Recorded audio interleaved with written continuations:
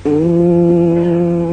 नमः श्री संभवे स्वात्मानंद प्रकाश वपुषे अथ शिव सूत्र चैतन्यम् आत्मा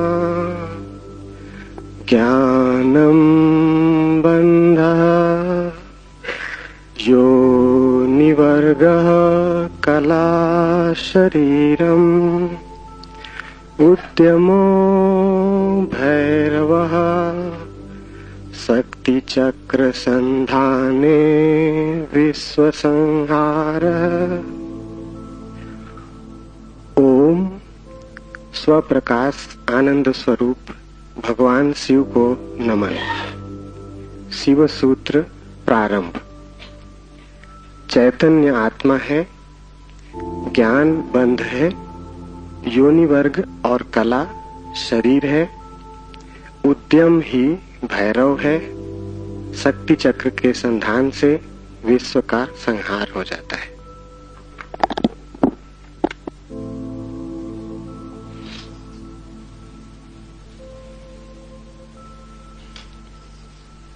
जीवन सत्य की खोज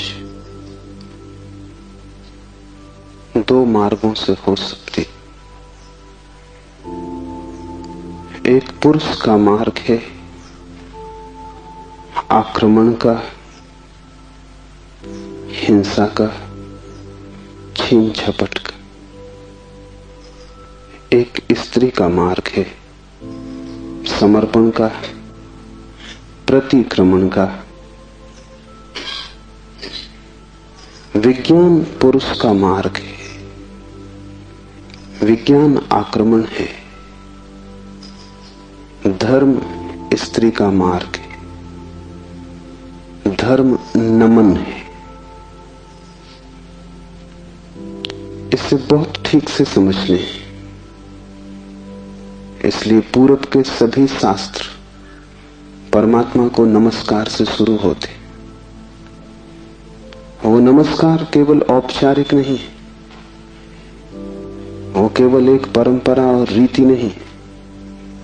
वो नमस्कार इंगित है कि मार्ग समर्पण का है, और जो विनम्र हैं केवल वे ही उपलब्ध हो सकेंगे,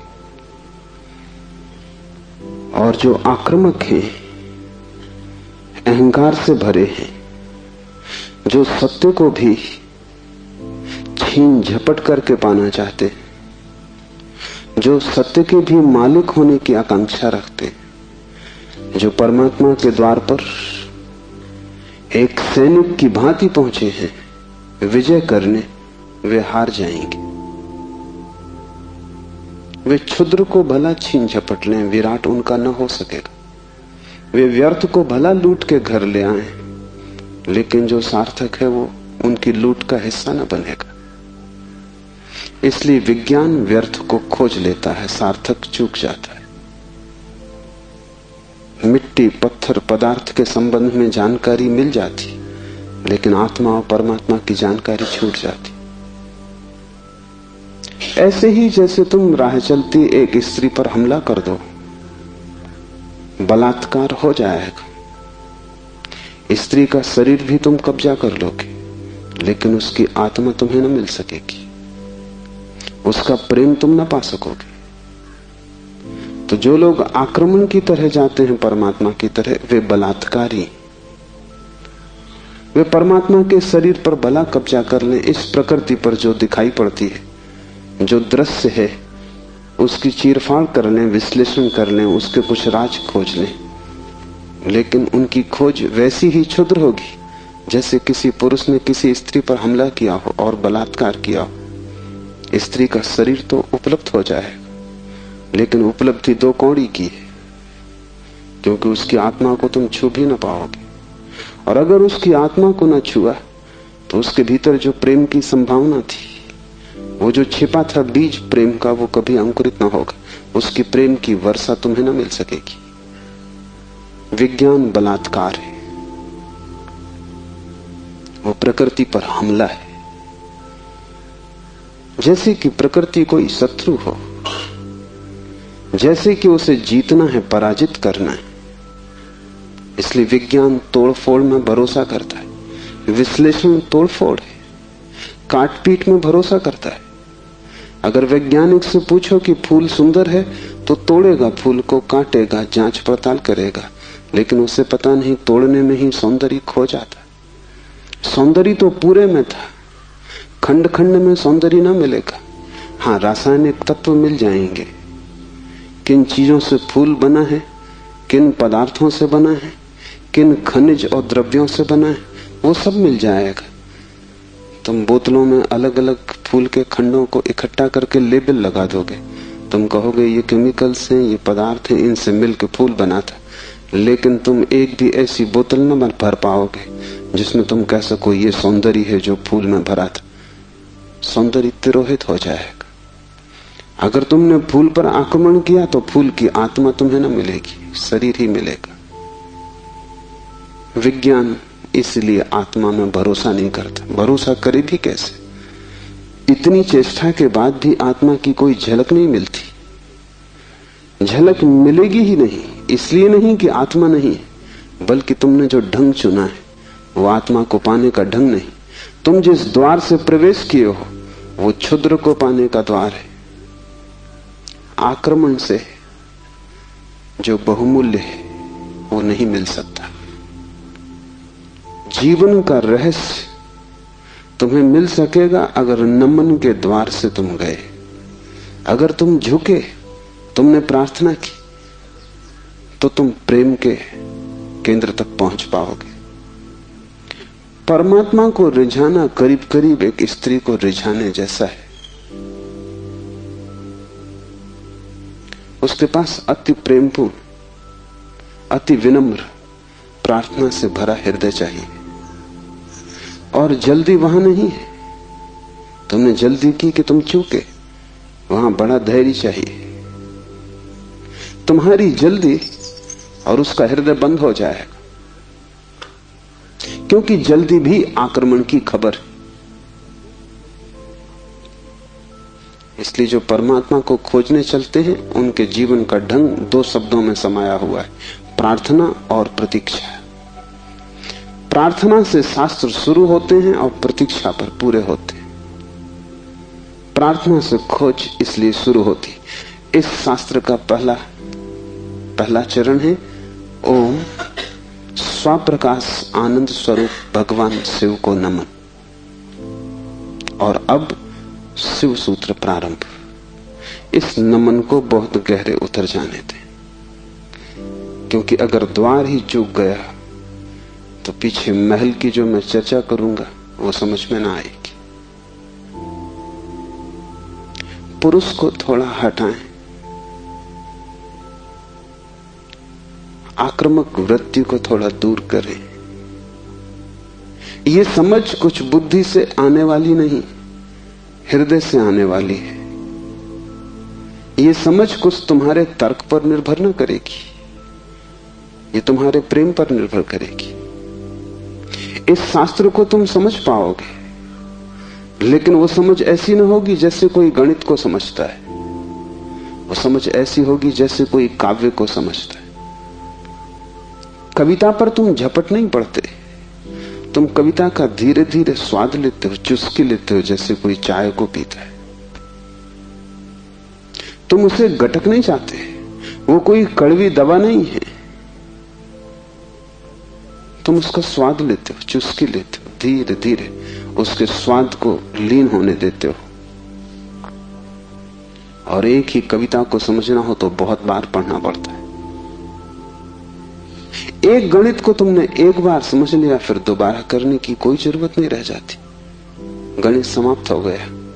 कविता कभी भी समाप्त नहीं होती, क्योंकि हृदय का कोई और छोर नहीं। और तुम जितना ही प्रेम करते हो उतना ही उद्घाटित होता है। इसलिए पूर्व में हम शास्त्र का अध्ययन नहीं करते, हम शास्त्र का पाठ करते। अध्ययन शास्त्र का हो भी नहीं सकता। अध्ययन का अर्थ है एक बार समझ लिया फिर कचरे में फेंक दिया। जैसे कि बात खत्म होगी, जब समझ ही लिया तब दोबारा क्या करना है। पाठ का अर्थ होता है समझ बुद्धि की होती तो एक बार में पूरी हो जाती, इसकी तो चुस्कियां बार बार लेनी पड़ेगी। इसे तो जाने अनजाने न मान कितनी बार दोहराना पड़ेगा। इसे बहुत से भाव क्षणों में,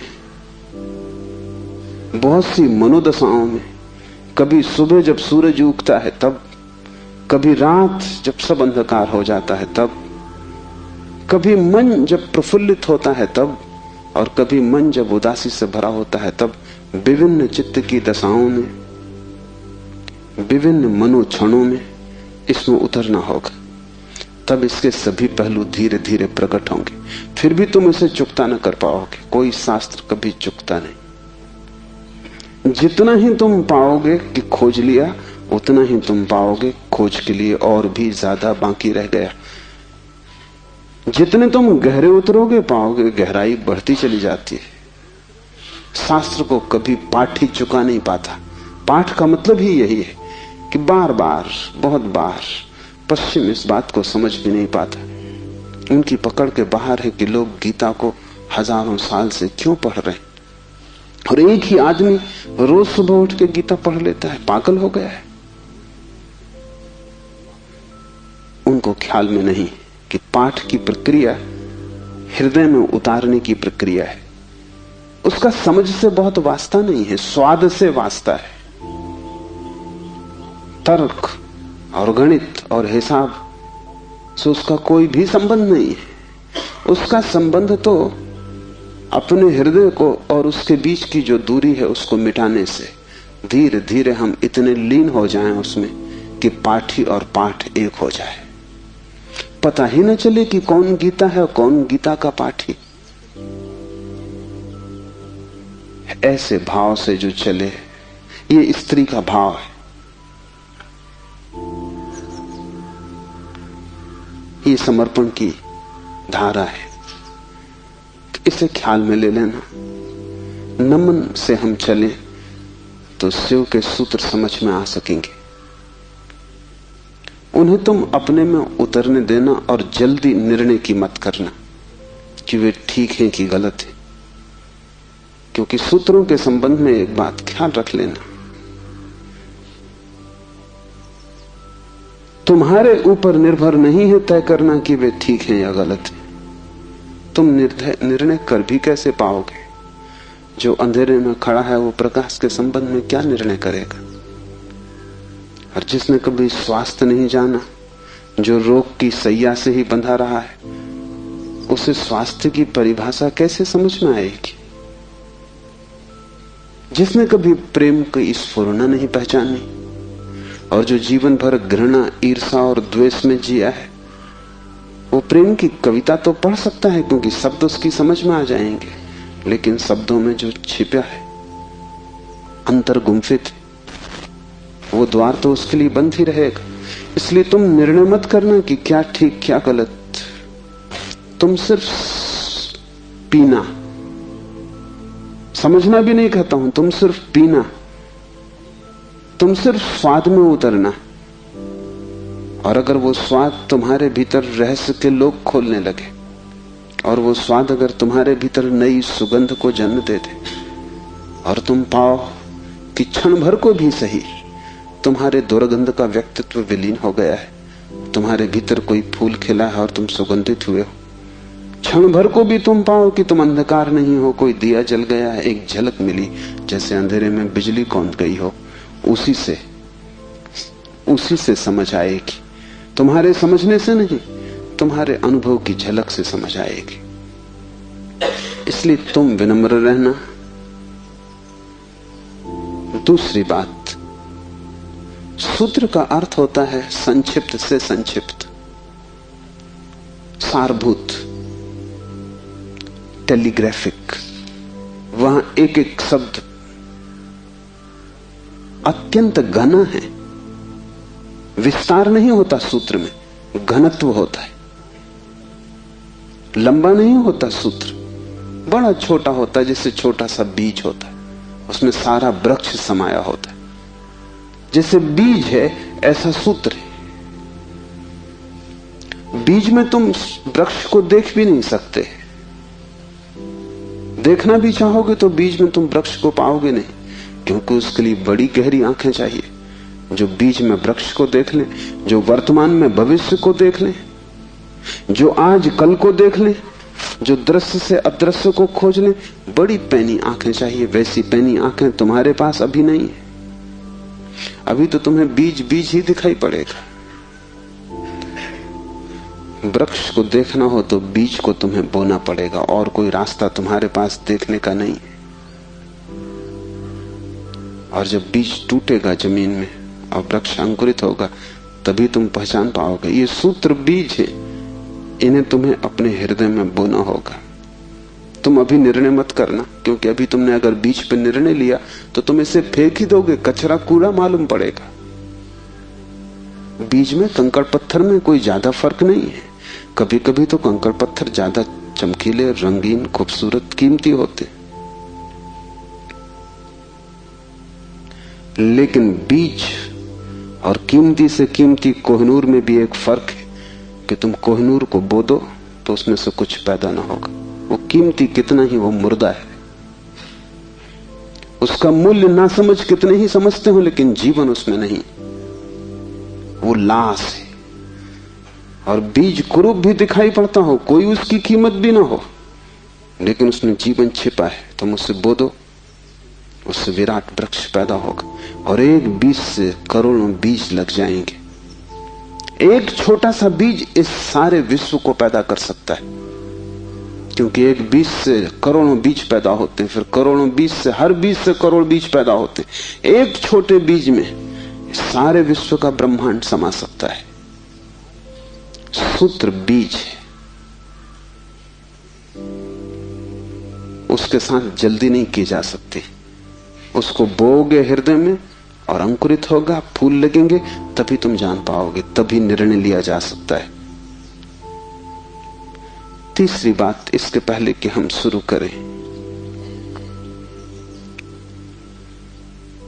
धर्म महान क्रांति है। धर्म के नाम से तुमने जो समझा हुआ है उसका धर्म से ना के बराबर संबंध है। इसलिए शिव के सूत्र तुम्हें चौंकाएंगे भी, तुम भयभीत भी होगे, डरोगे भी, क्योंकि तुम्हारा धर्म डगमगाएगा। तुम्हारा मंदिर, तुम्हारी मस्जिद, तुम्हारे गिरजे, अगर ये सूत्र तुमने समझे तो गिर जाएंगे। तुम उन्हें बचाने की कोशिश में मत लगना, क्योंकि वे बचे भी रहे तो भी उनसे तुम्हें कुछ भी मिला नहीं।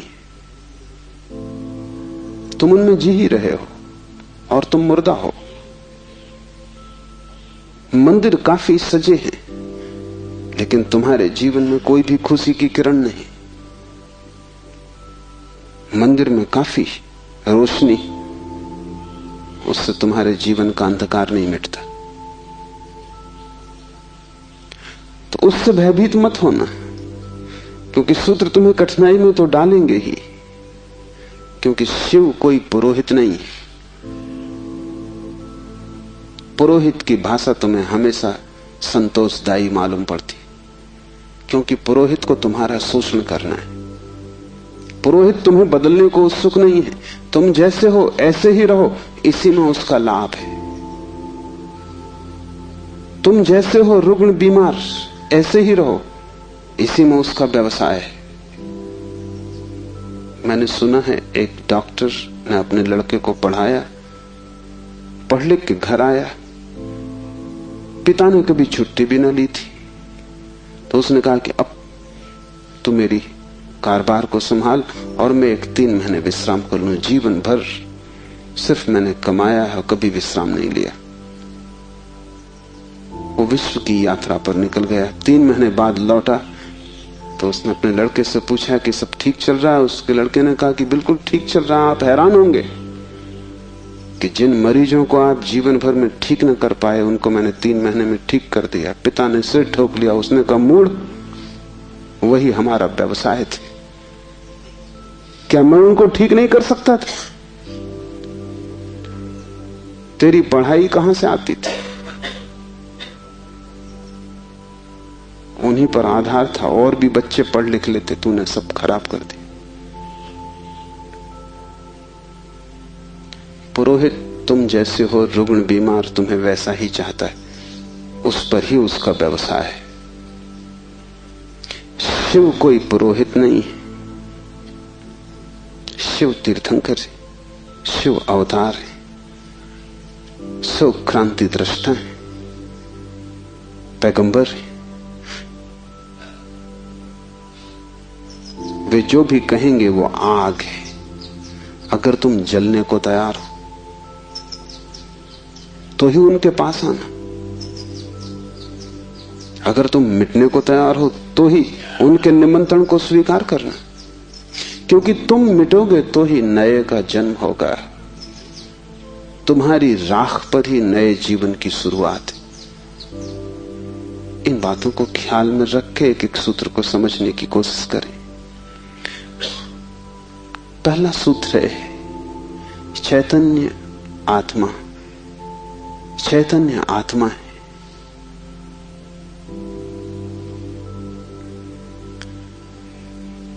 चैतन्य हम सभी हैं, लेकिन आत्मा का हमें कोई पता नहीं चलता। अगर चैतन्य ही आत्मा है तो हम सभी को पता चल जाना चाहिए।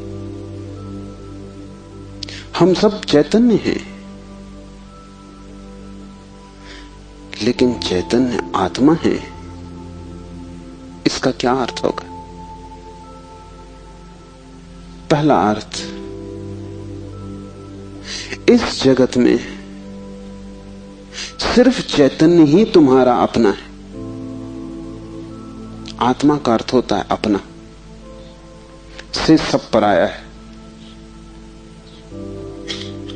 शेष कितना ही अपना लगे, पराया है।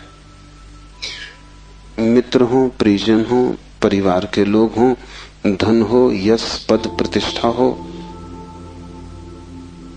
बड़ा साम्राज्य हो, वह सब जिसे तुम कहते हो मेरा, वहां धोखा है, क्योंकि वो सभी मृत्यु तुमसे छीन लेगी। मृत्यु कसौटी है, कौन अपना है कौन पराया है। मृत्यु जिससे तुम्हें अलग कर दे वो पराया था, और मृत्यु तुम्हें जिससे अलग न कर पाए वो अपना था। आत्मा का अर्थ है जो अपना है। लेकिन जैसे ही हम सोचते हैं अपना, वैसा ही दूसरा प्रवेश कर जाता है। अपने का मतलब ही होता है कोई दूसरा जो अपना है।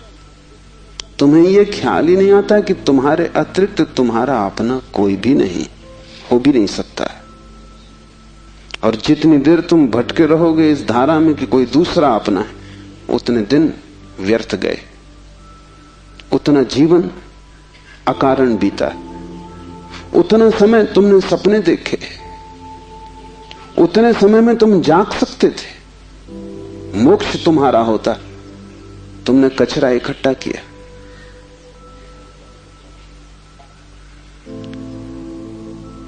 सिर्फ तुम ही तुम्हारे हो, यह पहला सूत्र। मेरे अतिरिक्त मेरा कोई भी नहीं, ये बड़ा क्रांतिकारी सूत्र है, बड़ा समाज विरोधी, क्योंकि समाज जीता इसी आधार पर है कि दूसरे अपने हैं, जाति के लोग अपने हैं, देश के लोग अपने हैं। मेरा देश, मेरी जाति, मेरा धर्म, मेरा परिवार, मेरे का सारा खेल है। समाज जीता है मेरी की धारणा पर। इसलिए धर्म समाज विरोधी तत्व है। धर्म समाज से छुटकारा है, दूसरे से छुटकारा है। और धर्म कहता है कि तुम्हारे अतिरिक्त तुम्हारा और कोई भी नहीं। ऊपर से देखने पर बड़ा स्वार्थी वचन मालूम पड़ेगा, क्योंकि ये तो ये बात हुई कि बस हम ही अपने हैं, तो तत्क्षण हमें लगता है ये तो स्वार्थ की बात हुई। ये स्वार्थ की बात नहीं। अगर ये तुम्हें ख्याल में आ जाए तो ही तुम्हारे जीवन में परार्थ और परमार्थ पैदा होगा, क्योंकि जो अभी आत्मा के भाव से ही नहीं भरा है उसके जीवन में कोई परार्थ और कोई परमार्थ नहीं हो सकता। तुम कहते हो दूसरों को मेरा, लेकिन मेरा कह के तुम करते क्या हो? मेरा कह के तुम उन्हें चूसते हो। मेरा तुम्हारा शोषण का हिस्सा है, फैलाव है। जिसको भी तुम मेरा कहते हो तुम उसे गुलाम बनाते हो, तुम उसे अपने परिग्रह में परिवर्तित कर देते हो। मेरी पत्नी, मेरा पति, मेरा बेटा, मेरा पिता, तुम करते क्या हो? इस मेरे के पीछे, इस मेरे के पर्दे के पीछे तुम्हारे संबंध का मूल आधार क्या है? तुम चूसते हो, तुम शोषण करते हो, तुम दूसरे का उपयोग करते हो।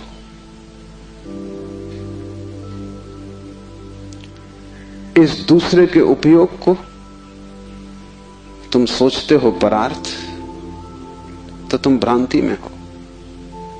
एक सम्राट बूढ़ा हुआ, उसके 3 बेटे थे और वो बड़ी चिंता में था किसको राज्य दे। तीनों ही योग्य और कुशल थे, तीनों ही समान गुणधर्मा थे, इसलिए बड़ी कठिनाई हुई। उसने एक दिन तीनों बेटों को बुलाया और कहा कि पिछले पूरे वर्ष में तुमने जो भी कृत्य महानतम किया हो, एक कृत्य जो पूरे वर्ष में महानतम हो, वो तुम मुझे कहो। बड़े बेटे ने कहा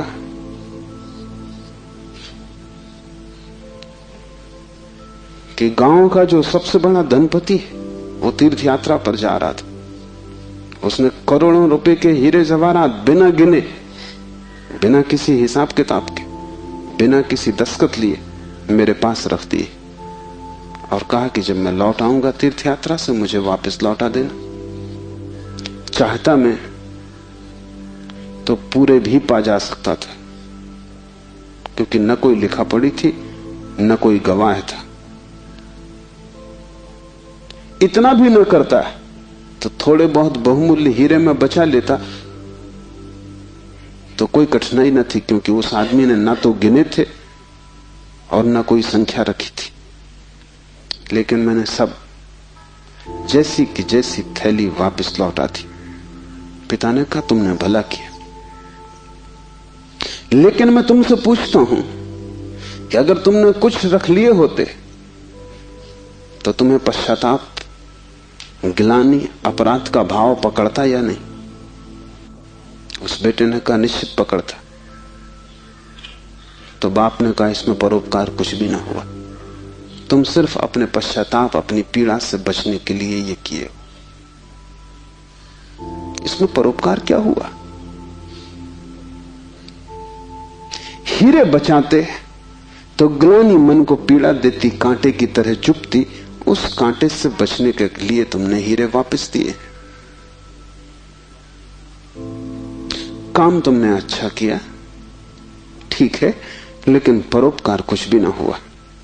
उपकार तुमने अपना ही किया है। दूसरा बेटा थोड़ी चिंता में पड़ा और उसने कहा कि मैं राह के किनारे से गुजरता था और झील में सांझ के वक्त, जबकि वहां कोई भी न था, एक आदमी डूबने लगा।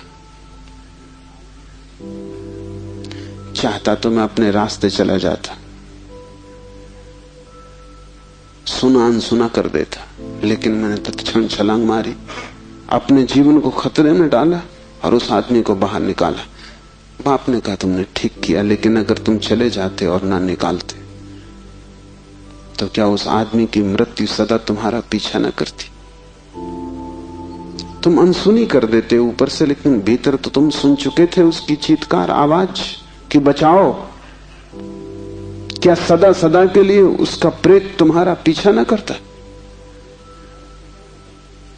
उसी भय से तुमने छलांग लगाई, अपने जान को खतरे में डाला, लेकिन परोपकार तुमने कुछ किया हो इस भ्रांति में पड़ने का कोई कारण नहीं। तीसरे बेटे ने कहा कि मैं गुजरता था जंगल से और एक पहाड़ की कगार पर मैंने एक आदमी को सोया हुआ देखा जो कि नींद में अगर एक भी करवट ले तो सदा के लिए समाप्त हो जाएगा, क्योंकि दूसरी तरफ महान खड्ड था। मैं उस आदमी के पास पहुंचा और जब मैंने देखा कि वो कौन है तो वो मेरा जानी दुश्मन था।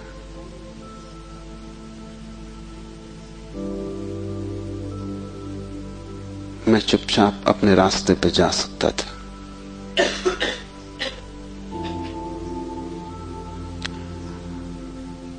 या अगर मैं अपने घोड़े पर सवार उसके पास से भी गुजरता तो मेरे बिना कुछ किए शायद सिर्फ मेरे गुजरने के कारण वो करवट लेता और खड्ड में गिर जाता।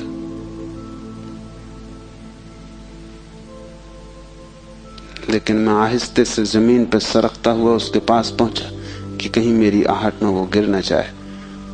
और ये भी मैं जानता था कि वो आदमी बुरा है, मेरे बचाने में भी वो मुझे गालियां ही देगा। उसे मैंने हिलाया, आहिस्ते से जगाया, और वो आदमी गांव में मेरे खिलाफ बोलता फिर रहा है, क्योंकि वो आदमी कहता है मैं मरने ही वहां गया था।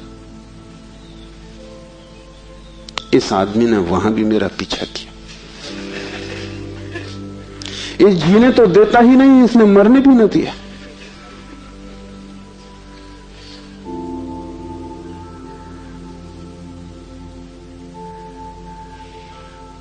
पिता ने कहा तुम दोस्त से बेहतर हो, लेकिन परोपकार ये भी नहीं। क्यों? क्योंकि तुम अहंकार से फूले नहीं समा रहे हो कि तुमने कुछ बड़ा कार्य कर दिया। बोलते हो तो तुम्हारी आंखों की चमक और हो जाती, कहते हो तो तुम्हारा सीना फूल जाता है। और जिस कृत्य से अहंकार निर्मित होता हो वो परोपकार न रहा। बड़े सूक्ष्म मार्ग से तुमने अपने अहंकार को उससे भर लिया। तुम सोच रहे हो तुम बड़े धार्मिक हो, परोपकारी हो, तुम इन दो से बेहतर हो। लेकिन मुझे राज्य के मालिक के लिए किसी तीसरे की ही तलाश, चौथे की ही तलाश करनी पड़ेगी। जब तुम परोपकार करते हो तब तुम कर नहीं सकते, क्योंकि जिसे अपना ही पता नहीं है वो परोपकार करेगा कैसे? तुम चाहे सोचते हो कि तुम कर रहे हो गरीब की सेवा, अस्पताल में बीमार के पैर दबा रहे हो, लेकिन अगर तुम गौर से खोजोगे तो तुम कहीं ना कहीं अपने अहंकार को ही भरता हुआ पाओगे। और अगर तुम्हारा अहंकार ही सेवा से भरता है तो सेवा भी शोषण है। आत्मज्ञान के पहले कोई व्यक्ति परोपकारी नहीं हो सकता है, क्योंकि स्वयं को जाने बिना इतनी बड़ी क्रांति हो ही नहीं सकती। मैंने सुना है कि मुल्ला नसरुद्दीन की पत्नी उससे झगड़ रही और कह रही थी कि मामला क्या है, एक दफा साफ हो जाना चाहिए। तुम मेरे सभी रिश्तेदारों को नफरत और घृणा क्यों करते हो? नसरुद्दीन ने कहा यह बात गलत है, ये बात तथ्यगत भी नहीं है, और मैं इसका प्रमाण है मेरे पास। और प्रमाण यह है कि मैं तुम्हारी सास को अपनी सास से ज्यादा चाहता हूं। अहंकार ऐसे रास्ते खोजता, ऊपर से दिखता है कि तुम परोपकार कर रहे हो, लेकिन भीतर तुम ही खड़े होते हो। और जितनी सूक्ष्म हो जाती है यात्रा, उतनी ही पकड़ के बाहर हो जाती। दूसरे तो पकड़ ही नहीं पाते, तुम भी नहीं पकड़ पाते हो। दूसरे तो धोखे में पड़ते ही हैं, तुम भी अपने दिए धोखे में घूम जाते हो, भटक जाते हो। हम सभी ने अपनी अपनी भूल भुलैयां बना ली, उसमें हमने दूसरों को धोखा देने के लिए ही शुरू किया था सारा उपाय, आयोजन। ये हमने कभी सोचा न था कि अपनी बनाई भूल भुलैया में हम खुद ही खो जाएंगे, लेकिन हम खो गए। पहली बात स्मरण रखो, तुम्हारे अतिरिक्त तुम्हारा कोई भी नहीं है। जैसे ही यह स्मरण सघन होता है कि चैतन्य ही आत्मा है, बस चैतन्य ही मैं हूं और सब पर है, पराया है, विजाती है। वैसे ही तुम्हारे जीवन में क्रांति की पहली किरण प्रविष्ट हो जाती, वैसे ही तुम्हारे और समाज के बीच एक दरार पड़ जाती, वैसे ही तुम्हारे और तुम्हारे संबंधों के बीच एक दरार पड़ जाती।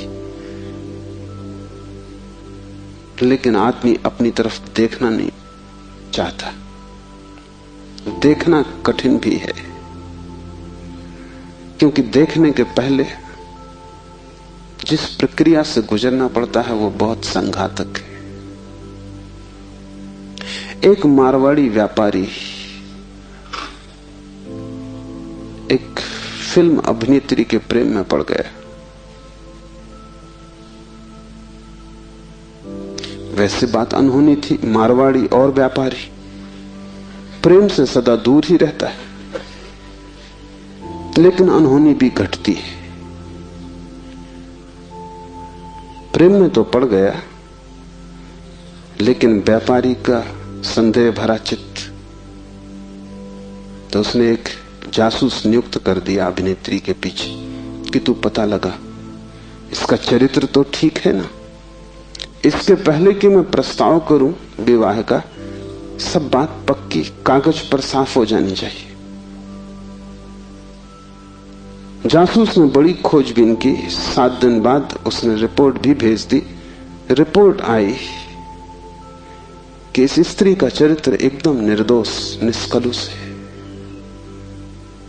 ऐसी कोई बात कभी इसके संबंध में नहीं सुनी गई, नहीं जानी गई जिससे संदेह पैदा हो, सिर्फ एक बात को छोड़कर। पिछले कुछ दिनों से एक संदिग्ध मारवाड़ी के साथ ये देखी जाती। वो संदिग्ध मारवाड़ी वो स्वयं थे। आंख दूसरे को देखती है,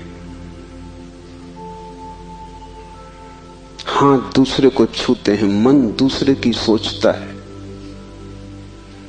और तुम सदा अंधेरे में खड़े रह जाते हो। तुम्हारी हालत वही है जो दिया तले अंधेरे की होती। उस दिए की रोशनी सब पे पड़ती, सिर्फ तुम्हें छोड़ देती। इसलिए तुम भटकते हो उस रोशनी में, सब तरफ, सब दिशाओं में यात्रा करते हो, और एक अपरिचित रह जाता है, और वही तुम हो। यह पहला सूत्र है, चैतन्य आत्मा। इस सूत्र को गहरे बीज की तरह अपने हृदय में उतर जाने दो। व्यर्थ है सारे जगत की यात्रा अगर तुम अपने से अपरिचित रह गए। अगर स्वयं को न जान पाए और सब भी जान लिया, तो वो सारा ज्ञान भी इकट्ठे जोड़ में अज्ञान सिद्ध होगा। अगर अपने को न देख पाए और सारा जगत देख डाला, चांद तारे छान डाले, तो भी तुम अंधे ही रहोगे, क्योंकि आंख तो उसी को मिलती है जो स्वयं को देख लेता है। ज्ञान तो उसी को मिलता है जो स्वयं से परिचित हो जाता है, जो चैतन्य के स्वप्रकाश में नहा लेता है, वही पवित्र है। और कोई तीर्थ नहीं है, चैतन्य तीर्थ है। और चैतन्य तुम्हारा स्वभाव है, उससे तुम क्षण भर को भी पार नहीं गए हो, लेकिन दिया तले अंधेरा है। तुम उससे दूर जा भी नहीं सकते, चाहो तो भी, लेकिन भ्रम पैदा हो सकता है कि तुम बहुत दूर चले गए हो। तुम सपना देख सकते हो संसार में, लेकिन सपना सत्य नहीं हो सकता। सत्य तो सिर्फ एक बात है, वो है तुम्हारा चैतन्य स्वभाव। चैतन्य आत्मा है, तो पहली तो बात कि मेरा सिवाय चैतन्य के और कोई भी नहीं। ये भाव तुम में सघन हो जाए तो सन्यास का जन्म हुआ, क्योंकि मेरे अतिरिक्त भी मेरा कोई हो सकता है, यही भाव संसार है। इसलिए पहले सूत्र में बड़ी क्रांति है। पहली चिंगारी शिव फेंकते हैं तुम्हारी तरफ, और वो ये है कि तुम जान लो कि तुम ही बस तुम्हारे हो, बाकी कोई तुम्हारा नहीं। इससे बड़ा विषाद मन को पकड़ेगा, क्योंकि तुमने दूसरों के साथ बड़े संबंध बना रखे, बड़े सपने संजो रखे हैं, दूसरों के साथ तुम्हारी बड़ी आशाएं जुड़ी हैं। मां देख रही है कि बेटा बड़ा होगा, बड़ी आशाएं जुड़ी हैं। बाप देख रहा है कि बेटा बड़ा होगा, बड़ी आशाएं जुड़ी हैं। और इन सारी आशाओं में तुम अपने को खो रहे हो। यही तुम्हारे पिता भी इन्हीं आशाओं को कर करके समाप्त हुए तुम्हारे लिए। तुमसे क्या उन्हें मिला? यही आशाएं कर करके तुम समाप्त हो जाओगे। तुम्हारे बेटे से तुम्हें कुछ मिलेगा ना, और तुम्हारा बेटा भी यही मूर्खता जारी रखेगा। वो अपने बेटों से आशाएं करेगा। नहीं, अपनी तरफ देखो, न तो पीछे न आगे, कोई भी तुम्हारा नहीं है। कोई बेटा तुम्हें नहीं भर सकेगा, कोई संबंध तुम्हारी आत्मा नहीं बन सकता। तुम्हारे अतिरिक्त तुम्हारा कोई मित्र नहीं है। लेकिन तब बड़ा डर लगता है, क्योंकि लगता है कि तुम अकेले हो गए। और आदमी इतना भयभीत है कि गली से गुजरता है अकेले में तो भी जोर से गीत गाने लगता है। अपनी ही आवाज सुन के लगता है कि अकेला नहीं। ये तुम अपनी ही आवाज सुन रहे हो। बाप जब बेटे में अपने सपने रचा रहा है तो बेटे की कोई सहमति नहीं है। ये बाप खुद ही अकेले में सीटी बजा रहा है। इसलिए दुखी होगा कल, क्योंकि इसने जिंदगी भर सपने रचाए और ये सोचता है कि बेटा भी यही सपने देख रहा है। ये गलती में, बेटा अपने सपने देखेगा। तुम अपने सपने देख रहे हो, तुम्हारे बाप ने अपने सपने देखे थे। ये कहीं मिलते नहीं। हर बाप दुखी मरता है। क्या कारण होगा? क्योंकि जो जो सपने वो बांधता है वो सभी सपने बिखर जाते हैं। हर आदमी अपने सपने देखने को यहां है, तुम्हारे सपने देखने को नहीं। और तुम्हें अगर चाहिए कि एक आत्म स्थिति उपलब्ध हो जाए, एक तृप्ति मिले, तो तुम सपने किसी और के साथ मत बांधना, अन्यथा तुम भटकोगे। संसार का इतना ही अर्थ है कि तुमने अपने सपनों की नाव दूसरों के साथ बांध रखी। संन्यास का अर्थ है कि तुम जाग गए और तुमने एक बात स्वीकार कर ली, कितनी ही कष्टकर हो, कितनी ही दुखपूर्ण मालूम पड़े प्रथम, और कितना ही संघातक पीड़ा अनुभव हो, कि तुम अकेले हो। सब संग साथ झूठा है। इसका यह अर्थ नहीं कि तुम भाग जाओ हिमालय, क्योंकि जो हिमालय की तरफ भाग रहा है उसे अभी संग साथ सार्थक है, झूठा नहीं हुआ। क्योंकि जो चीज झूठ हो गई उससे भागने में भी कोई सार्थकता नहीं। कोई भी सुबह जाग के भागता तो नहीं कि सपना झूठा है, भागूं इस घर से। सपना झूठा हो गया, बात खत्म हो गई, उसमें भागना क्या है? लेकिन एक आदमी है जो भाग रहा है पत्नी से, बच्चों से। इसका भागना बताता है, इसने सुन लिया होगा कि सपना झूठा है, लेकिन अभी इसे खुद पता नहीं चला। कल तक ये पत्नी की तरफ भागता था, पत्नी की तरफ पीठ करके भागता है, लेकिन दोनों ही अर्थों में पत्नी सार्थक थी।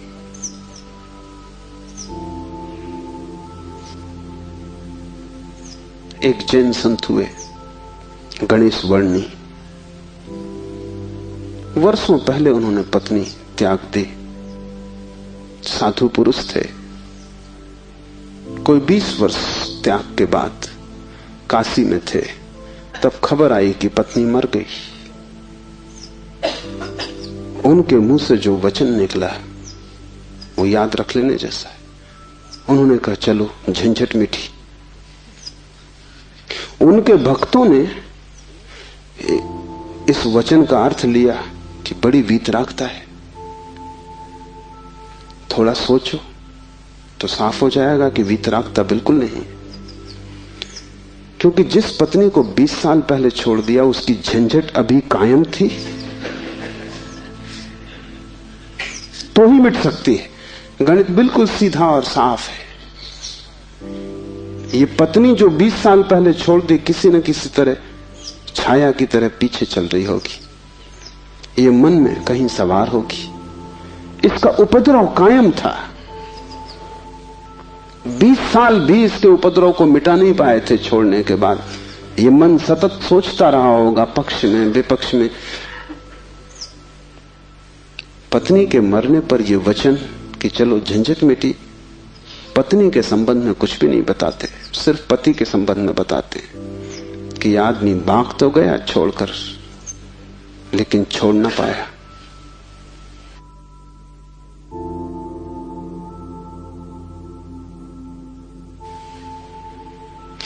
और गणेश वर्णी साधु पुरुष थे, इसलिए थोड़ा सोच लेना, साधु पुरुष भी बड़ी भ्रांति में रह सकते। उनके चरित्र में, आचरण में कोई भूल चूक न थी। वे मर्यादा के पुरुष थे, ठीक ठीक नियम से चलते थे। वहां कोई जरा भी दरार नहीं पा सकता, जरा त्रुटि नहीं पा सकता। सब आचरण ठीक था, साधुता पूरी थी। फिर भी भीतर कोई बात चूक गई। हिमालय पहुंच गए, झंझट सांस चली गई। फिर दूसरी बात भी समझ लेने जैसी है, और वो ये कि अगर पत्नी के मरने पर पहला ख्याल ही आया कि झंझट मिटी, तो कहीं जाने अनजाने अचेतन में पत्नी की मृत्यु की आकांक्षा भी छिपी रही होगी। वो जरा गहरा किसी तल पर पत्नी मिट जाए, न हो, समाप्त हो जाए, ये तो हिंसा हो गई। लेकिन एक एक वचन भी अकारण नहीं आता, आसमान से नहीं आता। एक एक वचन भी भीतर से आता। और ऐसे क्षणों में जबकि पत्नी मर गई इसकी खबर आई हो, तुम ठीक ठीक अपने रोजमर्रा के व्यवसायी होश में नहीं होते, तब तुमसे जो बात निकलती है वो ज्यादा सही होती। घंटे भर बाद तुम्हें मौका मिल जाएगा, तुम खुद ही सोच समझ के लीप पोता कर लोगे। तुम फिर जो कहोगे वो बात झूठी हो जाएगी। लेकिन तत्क्षण उस क्षण में वर्णी चूक गए। वो जो 20 साल से उन्होंने चारों तरफ साधुता का व्यवस्था कर रखी थी, उस क्षण में भूल गए। जब वर्णी को ऐसा घट सकता है तो तुम्हें तो सहज ही घट सकता है। भागने से कुछ भी ना होगा, भागकर कोई भी कभी भाग नहीं पाया। लेकिन भक्त इसको न देख पाएंगे। उन्होंने तो वर्णी की कथा में इसको बड़े बहुमूल्य वचन की तरह संग्रहित किया है, ये सोच के कि देखो आदमी कैसा वितराग है। तुम्हें पता भी नहीं हो सकता कि वितरागता क्या है। तुम राग में जीते हो, तुम्हें विराग समझ में आता है, तुमसे जो विपरीत है वो समझ में आता है। तुम जानते हो कि तुम पत्नी को छोड़ के नहीं जा सकते, और ये आदमी छोड़ के चला गया, ये आदमी तुमसे बड़ा है। ये तुमसे विपरीत है, लेकिन तुमसे भिन्न नहीं। तुम पैर के बल खड़े हो, ये आदमी सिर के बल खड़ा है, लेकिन तुम्हारे मन में और इसके मन में रत्ती भर भी फर्क नहीं। खोज के देखो, तुम सभी सोचते हो कि पत्नी झंझट। तुम एक आध ऐसा पति पा सकते हो जो कहे पत्नी झंझट नहीं। पत्नी के सामने मत पूछना, एकांत में अकेले। मुल्ला नसरुद्दीन ने मुझे कहा है कि मैं भी कभी सुखी था, लेकिन ये मुझे पता ही तब चला जब मैंने विवाह कर लिया, और तब फिर बहुत देर हो चुकी थी। मैं भी कभी सुखी था, ये पता मुझे तब चला जब मैंने विवाह कर लिया, लेकिन तब तक तो बहुत देर हो चुकी थी, सुख हाथ से जा चुका था। पति को गहराई में पूछो तो ऐसा पति खोजना कठिन है जिसने कई बार पत्नी की हत्या करने का विचार न किया हो। सपने न देखे हो कि मार डाला पत्नी को, सुबह उठ के वो भी कहेगा कैसा बेहुदा सपना। लेकिन अचेतन आकांक्षा है। जिससे झंझट पैदा होती है उसे मिटा देने का मन सीधा तर्क है, लेकिन झंझट दूसरे से कभी पैदा होती ही नहीं। पत्नी में अगर कोई उपद्रव होता तो कौन तुम्हें रोकता था? तुम सब भाग गए होते हिमालय।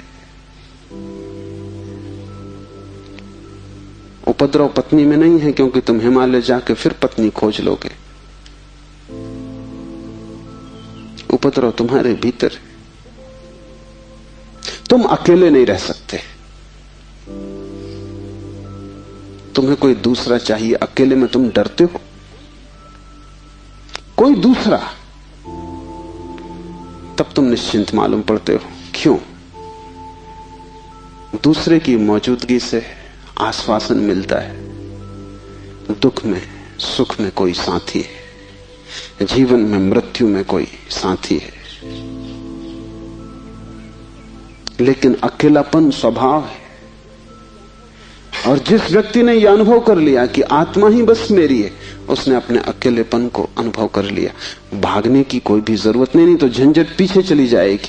तुम जहां हो वहीं रहना, रत्ती भर भी बाहर कोई फर्क करने की आवश्यकता नहीं है, लेकिन भीतर तुम अकेले हो जाना। भीतर तुम कैवल्य को अनुभव करना कि मैं अकेला हूं, कोई संगी साथी नहीं। और ये तुम दोहराना मत, क्योंकि दोहराने की कोई जरूरत नहीं कि रोज सुबह बैठ के तुम दोहराओ कि मैं अकेला हूं, कोई संगी साथी नहीं। इससे कुछ भी ना होगा। ये दोहराना तो सिर्फ यही बताएगा कि तुम्हें अभी ख्याल नहीं हुआ। इसे समझना, ये तथ्य है कि तुम अकेले हो। समझने में अड़चन है, वही तपश्चर्या है। तप का अर्थ नहीं है कि तुम धूप में खड़े हो जाओ। आदमी को छोड़ के सभी पशु पक्षी धूप में खड़े, उनमें से कोई भी मोक्ष नहीं चला जा रहा है। और तप का अर्थ ये नहीं है कि तुम भूखे खड़े हो जाओ, अनशन कर लो, उपवास कर दो, क्योंकि आधी दुनिया वैसे ही भूखी मर रही है। कोई उपवास करके मोक्ष नहीं पहुंच जाता है। शरीर को गला दो, जला दो, उससे कुछ हल नहीं है। वो सिर्फ आत्महिंसा है और महानतम पाप है। और सिर्फ मूल उस पाप में उतरते हैं। जिन्हें थोड़ा भी बोध है वो ऐसी नासमझियां ना करेंगे। दूसरे को भूखा मारना अगर गलत है तो खुद को भूखा मारना सही कैसे हो सकता है? दूसरे को सताना अगर हिंसा है तो खुद को सताना अहिंसा कैसे हो सकती है? सताने में हिंसा है, किसको तुम सताते हो इससे क्या फर्क पड़ता है? जो हिम्मतवर है वो दूसरे को सताते हैं, जो कमजोर है वो खुद को सताते हैं। क्योंकि दूसरे को सताने में एक खतरा है, दूसरा बदला लेगा। खुद को सताने में वो खतरा भी नहीं है, कौन बदला लेगा?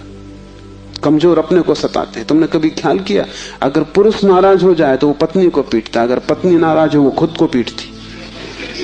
ये जो पत्नी है ये साधुओं का प्रतीक है। कमजोर अपने को पीट लेता, क्या करे? ताकतवर दूसरे को पीटता है, क्योंकि उसमें खतरा तो है ही कि दूसरा क्या करेगा कौन जाने। कमजोर आत्महिंसक हो जाता है और ताकतवर परहिंसक होता है। और धार्मिक वो है जो अहिंसक, न वो दूसरे को सताता है न खुद को सताता है। सताने की बात ही व्यर्थ है। तपश्चर्या का अर्थ है कि तुमने ये सत्य स्वीकार कर लिया कि तुम अकेले हो, कोई उपाय नहीं है संगी साथी का। तुम कितना ही चाहो, कितनी ही आंखें बंद करो, सपने देखो, तुम अकेले ही रहोगे। जन्मों जन्मों से तुमने घर बसाए, परिवार बसाए, मिटाए, लेकिन तुम अकेले ही रहे हो। तुम्हारे अकेलेपन में रत्ती भर फर्क नहीं पड़ता।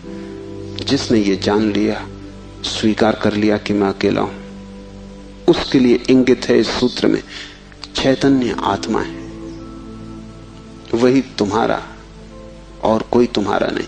और दूसरी बात इस सूत्र में है, वो है चैतन्य। आत्मा कोई सिद्धांत नहीं है कि तुम शास्त्र में पढ़ो और मान लो। आत्मा कोई जैसे गुरुत्वाकर्षण का सिद्धांत है, ऐसा कोई सिद्धांत नहीं है। आत्मा एक अनुभव है, सिद्धांत नहीं। और अनुभव है चैतन्य की तीव्रता का। इसलिए तुम जितने चैतन्य होते जाओगे उतनी ही तुम्हें आत्मा का पता चलेगा। तुम जितने बेहोश होते चले जाओगे उतना ही तुम्हें अपना पता नहीं चलेगा, और तुम करीब करीब बेहोश हो। जो आत्मा को जानना चाहता है उसे किसी दर्शन शास्त्र की जरूरत नहीं है, उसे चैतन्य को जगाने की प्रक्रिया चाहिए। उसे विधि चाहिए जिससे वो ज्यादा चेतन हो जाए। जैसे कि आग को तुम उकसाते हो, राख जम जाती, तुम उकसा देते हो, राख झड़ जाती, अंगारे झलकने लगते। ऐसी तुम्हें कोई प्रक्रिया चाहिए जिससे तुम्हारी राख झड़े और अंगारा चमके, क्योंकि उसी चमक में तुम पहचानोगे कि तुम चैतन्य हो। और जितने तुम चैतन्य हो उतने ही तुम आत्मवान हो। जिस दिन तुम पाओगे कि मैं परम चैतन्य हूं, उस दिन तुम परमात्मा हो। तुम्हारी चेतना की मात्रा ही तुम्हारी आत्मा की मात्रा होगी। लेकिन अभी तुम करीब करीब बेहोश हो, अभी करीब करीब तुम जैसे शराब पियो, अभी तुम चल रहे हो, उठ रहे हो, काम कर रहे हो, लेकिन जैसे नींद में। होश तुम्हें नहीं है। कभी तुमने ख्याल किया किताब पढ़ते वक्त तुम पूरा पेज पढ़ जाते हो, तब तुम्हें ख्याल आता है, अरे मैं पूरा पेज पढ़ भी गया और एक शब्द याद नहीं। तुमने कैसे पढ़ा होगा पूरा पेज? तुम पढ़ सकते हो सोए सोए, मन कहीं और रहा होगा, तुम पढ़ गए, तब तुम्हें होश पता चला कि ये तो पूरा पेज व्यर्थ गया। तुम कई बार रास्ते से चलते हो, तुम पूरा रास्ता चल जाते हो, तब तुम्हें ख्याल आता है कि तुम चल रहे हो। तुम काम करते हो और तुम्हें पता नहीं चलता कि तुम कर रहे हो। तुम बेहोशी में जी रहे हो और चैतन्य आत्मा है, और तुम पूछते हो क्या आत्मा है? तुम चाहते हो कोई प्रमाण दे, तुम चाहते हो कोई सिद्ध करे, कोई तर्क से तुम्हें समझा दे तो तुम भी मान लो, नहीं तो तुम नास्तिक हो जाओगे। नास्तिकता बेहोशी का सहज परिणाम है, आस्तिकता होश का फल। जितना तुम्हारा होश बढ़ेगा तो जरूरत नहीं है कि तुम मानो कि आत्मा है, क्योंकि कई ना समझ मान रहे हैं, उससे कुछ हल नहीं होता। इस मुल्क में तो सभी मानते हैं कि आत्मा है, लेकिन इससे क्या फर्क पड़ता है? तुम्हारे जीवन में कोई क्रांति इससे आती नहीं। शायद तुम इसलिए मान लेते हो कि हजारों साल से दोहराया जा रहा है, सुनते सुनते तुम्हारे कान पक गए, सुनते सुनते तुम भूल ही गए हो कि संबंध में सोचना भी है। सुनते सुनते पुनरुक्ति से आदमी सम्मोहित हो जाता है। एक ही बात बार बार दोहराई चली जाए तो तुम भूल जाते हो कि वो संदिग्ध, संदेह किया जा सकता है, विचार किया जाता है। और फिर आत्मा है, इससे तुम्हें बड़ा संतोष भी मिलता है। शरीर मरेगा ये तुम्हें पता है, आत्मा नहीं मरेगी, इससे बड़ी हिम्मत बनती है। और आत्मा कभी नहीं मरेगी,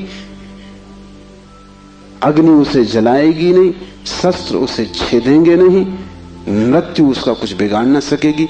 इससे तुम्हें बड़ी सांत्वना मिलती, पर सांत्वना सत्य नहीं है।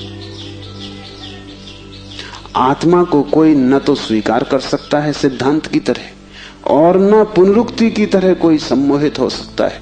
आत्मा को तो केवल वही लोग जान पाते हैं जो चैतन्य को बढ़ाते हैं। इस तरह जियो कि तुम पर राख इकट्ठी ना हो, इस तरह जियो कि तुम्हारे भीतर का अंगारा जलता रहे, प्रकाशित हो।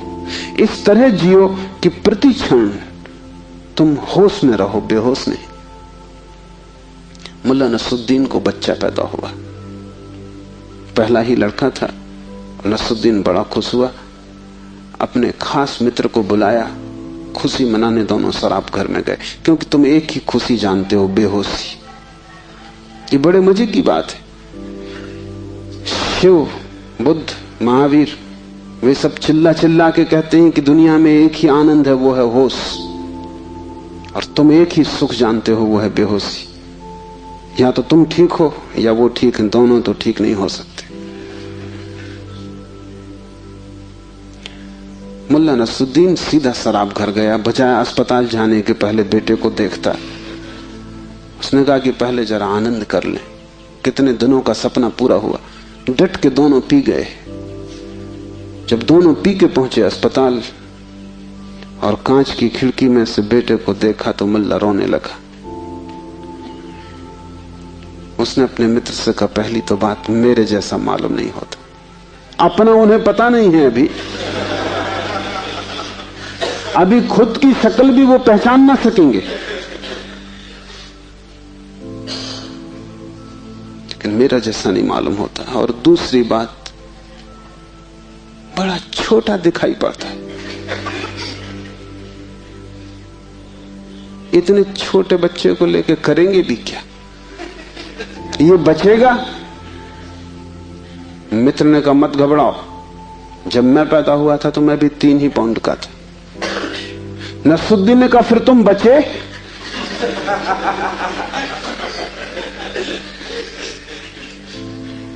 मित्र सोचने लगा, क्योंकि वो भी बेहोशी में था। उसने कहा पक्का नहीं कह सकता।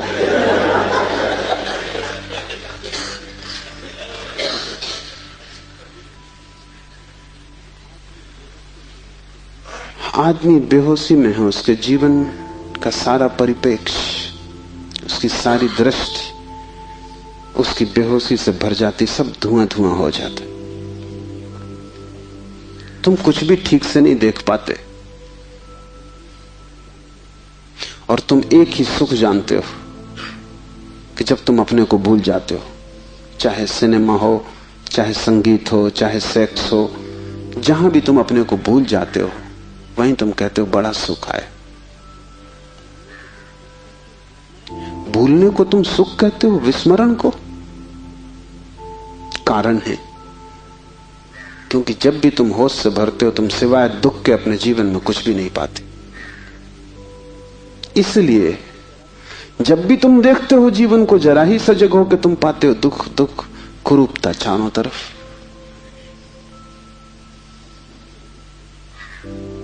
एक मेरे मित्र अविवाहित ही रह गए, उनसे मैंने पूछा कि क्या हुआ, कैसे चूक गए? तो उन्होंने कहा कि बड़ी अड़चन आई। जिस स्त्री को मैं प्रेम करता था, जब मैं शराब पी लेता तब वो मुझे सुंदर मालूम पड़ती, तब मैं शादी करने को राजी, लेकिन तब वो राजी नहीं। और जब मैं होश में होता तब मैं राजी नहीं, तब वो राजी होती थी।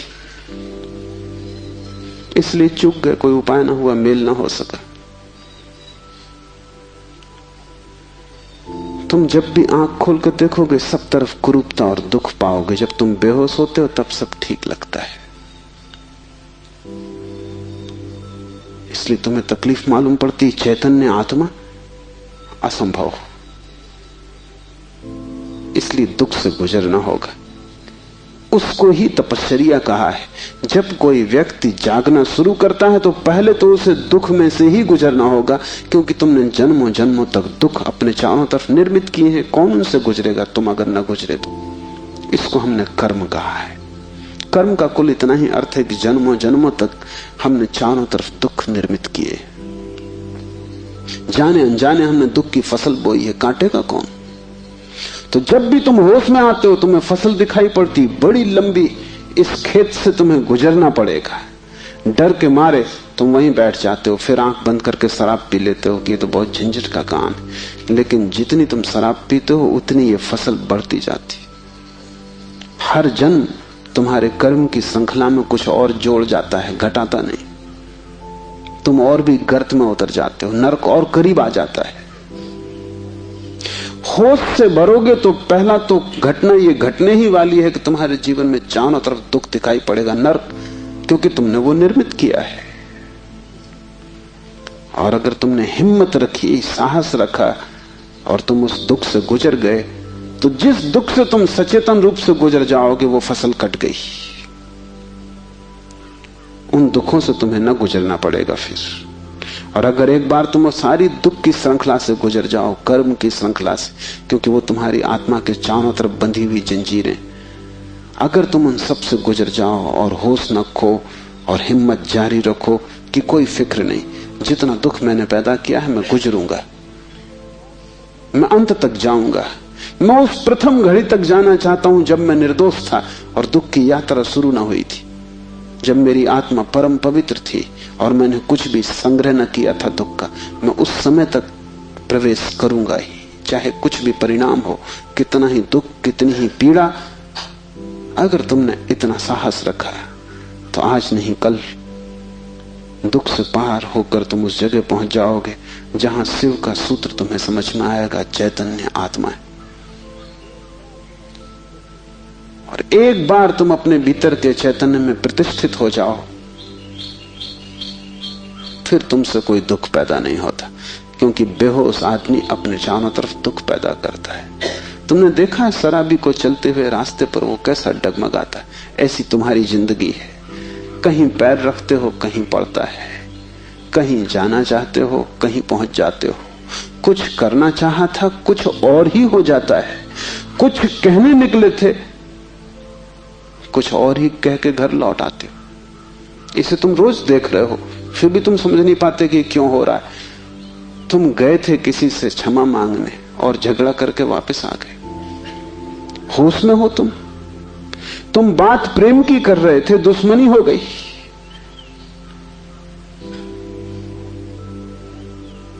एक आदमी शराब पिए आकाश की तरफ देखता हुआ चला जा रहा था।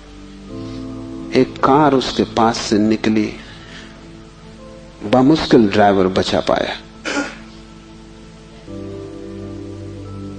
गाड़ी रोक के ड्राइवर ने कहा, महानुभाव,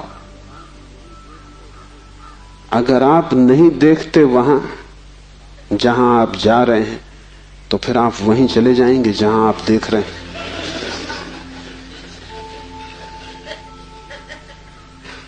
और हम सब,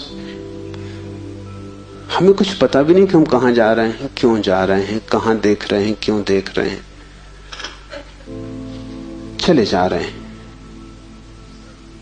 क्योंकि एक बेचैनी है भीतर जो बैठने भी नहीं देती, एक शक्ति है भीतर जो चलाए चली जाती है। फिर हम जो भी करते हैं वो सबके उल्टे परिणाम आते हैं।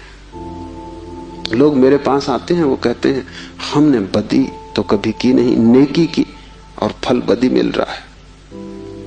ऐसा हो नहीं सकता कि तुम नेकी करो फल में बदी मिले। ऐसा हो नहीं सकता कि तुम आम के बीज बो और नीम के फल लगे। ऐसा हो नहीं सकता। इतना ही हो सकता है कि तुम ऐसे बेहोशी में बोए होगे, बोए तुमने नीम के ही फल, तुम होश में न थे, क्योंकि वृक्ष थोड़ी झूठ बोलेगा। तुम ही कहीं बोते वक्त भूल में पड़े होगे। तुम जब नेकी भी करते हो तब भी तुम्हारा नेकी करने का मन नहीं होता। तुम सच भी बोलते हो तो तुम दूसरे को चोट पहुंचाने के लिए सच बोलते हो। तुम सच बोलते हो दूसरे के अपमान के लिए। तुम सच बोलते हो जैसे तुम सच का उपयोग एक घातक हथियार की तरह कर रहे हो। तुम्हारे सत्व कड़वे होते हैं। सत्य के कड़वे होने की कोई भी जरूरत नहीं, लेकिन मजा तुम्हें कड़वेपन में है, सत्य में तुम्हें मजा भी नहीं है। तुम्हारा झूठ सदा मीठा होता है, तुम्हारा सत्य सदा कड़वा होता है। बात क्या है? क्या कड़वापन सत्य का स्वभाव है? क्या मिठास झूठ का हिस्सा है? नहीं। झूठ को तुम चलाना चाहते हो, तुम उसे मीठा बनाते, क्योंकि अगर वो मीठा ना होगा तो चलेगा नहीं। एक तो झूठ चलना मुश्किल, मिठास के सहारे ही चलेगा। जैसे कड़वी दवा की गोली पर हम मीठी परत चढ़ा देते,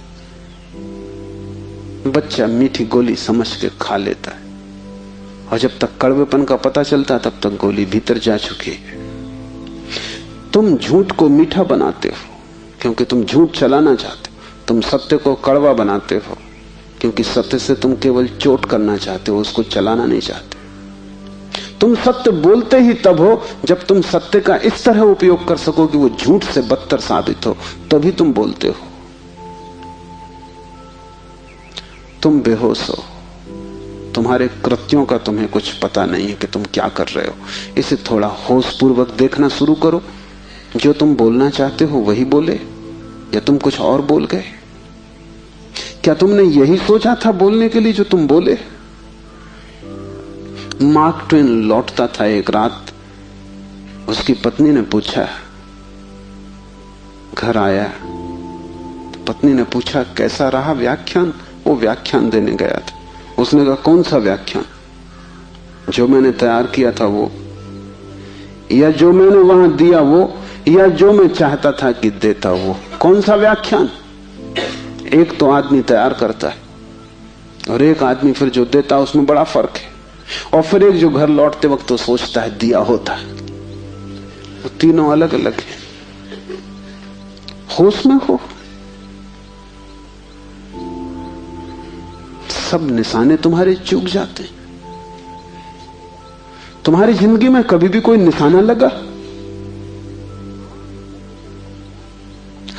आंख बंद करके भी आदमी तीर चलाता रहे तो कभी ना कभी निशाना लगेगा। मैंने सुना है कि अगर बंद घड़ी भी दीवार पर टंगी रहे तो 24 घंटे में 2 बार सही समय बताएगी। तुम्हारी जिंदगी में ऐसा भी नहीं आया कि 2 बार भी तुमने सही समय बताया होता। तुम बंद घड़ी से गए बीते। अंधेरे में भी आदमी तीर चलाता रहे तो कभी ना कभी निशान पे लग जाएगा। तुम खुली आंख से होश में प्रकाश में तीर चलाते हो, कभी निशाने पे नहीं लगता। क्या बात होगी? मुल्ला नसरुद्दीन को बड़ा शौक था हिरन की शिकार करने का। तीसरी बार जब वो शिकार करने जंगल पहुंचा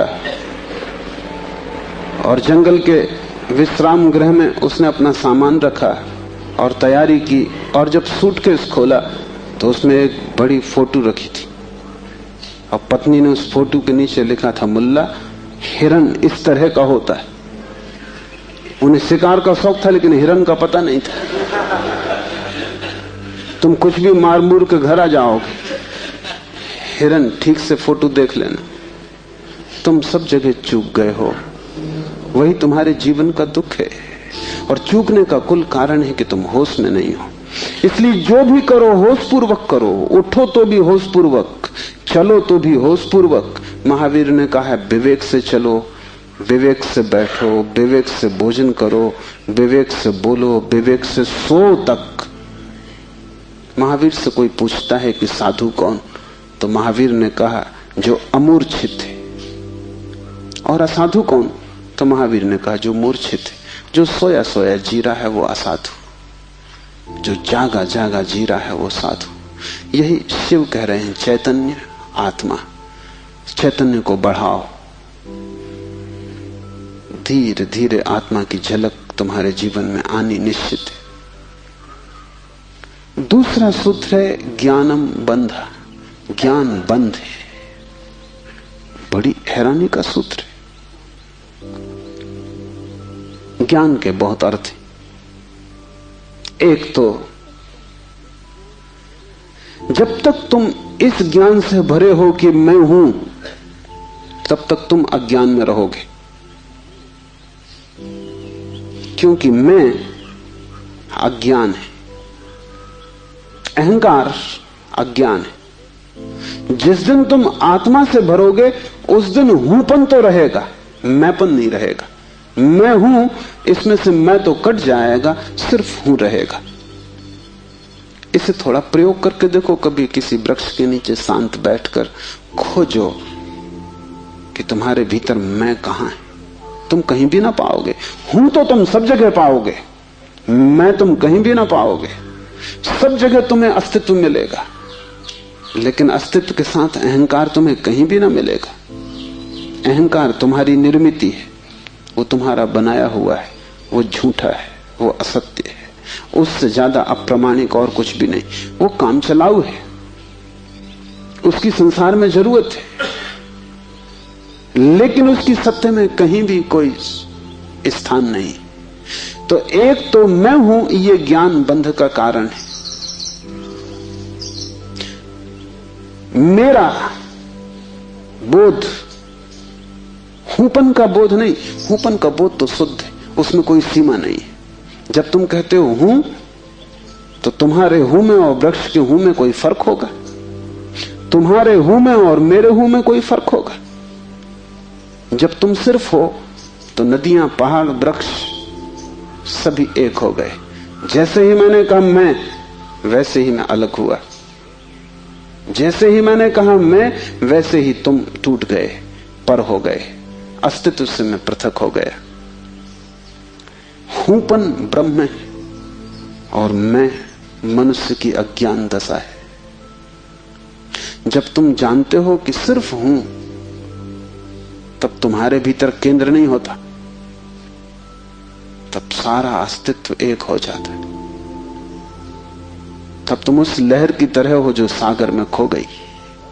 अभी तुम उस लहर की तरह हो जो जम के बर्फ हो गई है, सागर से टूट गई है। ज्ञानम बंधा, पहला तो ज्ञान बंध है इस बात का ज्ञान कि मैं हूं। दूसरा ज्ञान बंध है वो सब ज्ञान जो तुम बाहर से इकट्ठा कर लिए हो, जो तुमने शास्त्रों से चुराया है, जो तुमने सद्गुरुओं से उधार लिया है, जो तुम्हारी स्मृति है, वो सब बंधन है। उससे तुम्हें मुक्ति ना मिलेगी। इसलिए तुम पंडित से ज्यादा बंधा हुआ आदमी ना पाओगे। मेरे पास सब तरह के लोग आते, सब तरह के मरीज, उसमें पंडित से ज्यादा कैंसर ग्रस्त कोई भी नहीं। उसका इलाज नहीं, वो ला इलाज है। उसकी तकलीफ यह है कि वो जानता है, इसलिए न वो सुन सकता न वो समझ सकता। तुम उससे कुछ बोलो, इसके पहले कि तुम बोलो उसने उसका अर्थ कर लिया है। इसके पहले कि वो तुम्हें सुने उसने व्याख्या निकाल ली। शब्दों से भरा हुआ चित्त जानने में असमर्थ हो जाता है। वो इतना ज्यादा जानता है बिना कुछ जाने, क्योंकि सब जाना हुआ उधार है। शास्त्र से अगर ज्ञान मिलता होता तो सभी के पास शास्त्र है, ज्ञान सभी को मिल गया होता। ज्ञान तो तब मिलता है जब कोई निशब्द हो जाता है, जब वो सभी शास्त्रों को विसर्जित कर देता है, जब वो उस सब ज्ञान को जो दूसरों से मिला है वापस लौटा देता है जगत को, जब वो उसे खोजता है जो मेरा मूल अस्तित्व है, जो मुझे दूसरे से नहीं मिला। इसे थोड़ा समझो, तुम्हारा शरीर तुम्हें मां और पिता से मिला है। तुम्हारे शरीर में तुम्हारा कुछ भी नहीं है। आधा तुम्हारी मां का दान है, आधे तुम्हारे पिता का दान है। फिर तुम्हारा शरीर तुम्हें भोजन से मिला है, वो जो रोज तुम भोजन कर रहे हो। 5 तत्वों से मिला है, वायु है, अग्नि है, 5 तत्व हैं, उनसे तुम्हें मिला है। इसमें तुम्हारा कुछ भी नहीं है। लेकिन तुम्हारी चेतना तुम्हें 5 तत्वों में से किसी से भी नहीं मिली। तुम्हारी चेतना तुम्हें मां और पिता से भी नहीं मिली। तुम जो जो जानते हो वो तुमने स्कूल विश्वविद्यालय से सीखा है, शास्त्रों से सुना है, गुरुओं से पाया है। वो तुम्हारे शरीर का हिस्सा है, तुम्हारी आत्मा का नहीं। तुम्हारी आत्मा तो वही है जो तुम्हें किसी से भी नहीं मिली। जब तक तुम उस शुद्ध तत्व को न खोज लोगे जो निपट तुम्हारा है, जो तुम्हें किसी से भी नहीं मिला है, न मां ने दिया, न पिता ने, न समाज ने, न गुरु ने, न शास्त्र ने, वही तुम्हारा स्वभाव है। ज्ञान बंद है क्योंकि वो तुम्हें इस स्वभाव तक न पहुंचने देगा। ज्ञान ने ही तुम्हें बांटा है। तुम कहते हो मैं हिंदू, तुमने कभी सोचा कि तुम हिंदू क्यों हो? तुम कहते हो मैं मुसलमान, तुमने कभी विचारा कि तुम मुसलमान क्यों हो? हिंदू और मुसलमान में फर्क क्या है? क्या उनका खून निकाल के कोई डॉक्टर परीक्षा करके बता सकता है कि हिंदू का खून है, ये मुसलमान का खून? क्या उनकी हड्डियां काट के कोई बता सकता है कि हड्डी मुसलमान से आती है कि हिंदू से आती है? कोई उपाय नहीं। शरीर की जांच से कुछ भी पता न चलेगा, क्योंकि दोनों के शरीर 5 तत्वों से बनते हैं। लेकिन अगर उनकी खोपड़ी की जांच करो तो पता चल जाएगा कि कौन हिंदू है कौन मुसलमान है, क्योंकि दोनों के शास्त्र अलग, दोनों के सिद्धांत अलग, दोनों के शब्द अलग। शब्दों का भेद है तुम्हारे बीच। तुम हिंदू हो क्योंकि तुम्हें एक तरह का ज्ञान मिला जिसका नाम हिंदू, दूसरा जैन है क्योंकि उसे दूसरे तरह का ज्ञान मिला जिसका नाम जैन। तुम्हारे बीच जितने फासले हैं, दीवालें हैं, वो ज्ञान की दीवालें, और सब ज्ञान उधार। तुम एक मुसलमान बच्चे को हिंदू के घर में रख दो, वो हिंदू की तरह बड़ा होगा। वो ब्राह्मण की तरह जनेऊ धारण करेगा, वो उपनिषद और वेद के वचन उद्धृत करेगा। और तुम एक हिंदू के बच्चे को मुसलमान के घर रख दो, वो कुरान की आयत दोहराएगा।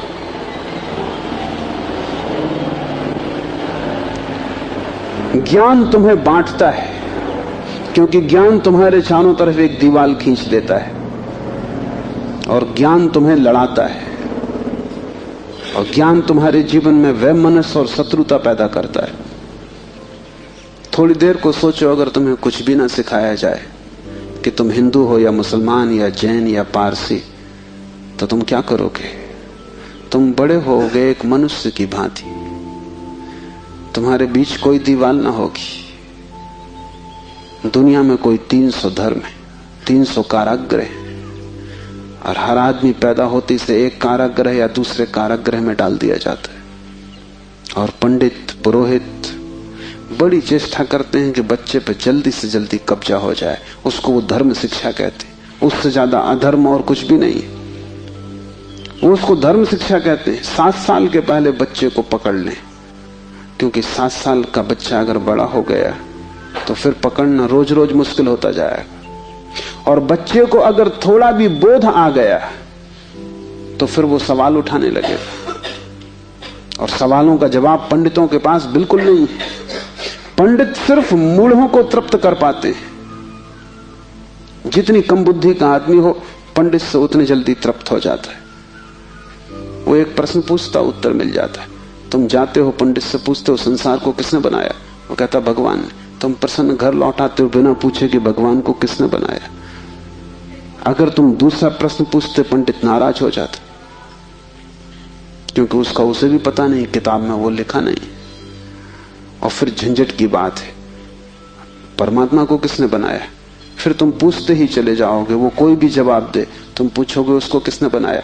अगर गौर से देखो तो तुम्हारे पहले सवाल का जवाब दिया नहीं गया है। पंडित ने तुम्हें सिर्फ संतुष्ट कर दिया क्योंकि तुम बहुत बुद्धिमान नहीं। और बच्चे अबोध, उनका अभी तर्क नहीं जगा, विचार नहीं जगा, अभी वो प्रश्न नहीं पूछ सकते। अभी तुम जो भी कचरा उनके दिमाग में डाल दो, वो उसे स्वीकार कर लेंगे। बच्चे सभी को स्वीकार कर लेते हैं, क्योंकि वो सोचते हैं जो भी दिया जा रहा है वो सभी ठीक है।